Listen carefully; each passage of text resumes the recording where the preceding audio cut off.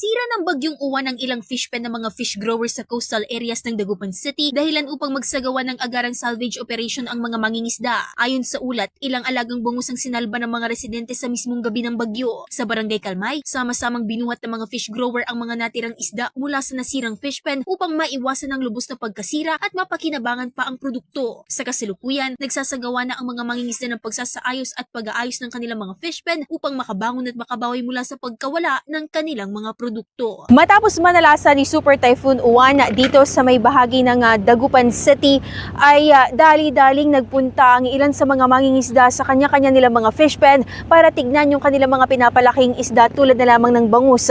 Dito sa Dagupan City halos umabot sa 50 pesos ang kada kilo sa bentahan ng naturang produkto. Patuloy ang monitoring sa mga apektadong fishpen habang nagpapatuloy ang tulong-tulong na samahan ng lokal na pamahalaan sa sektor ng pangisdaan sa lungsod. Kasama mula rito sa IFM Dagupan, ito si Idol Joanna De Vera, Tatak IFM.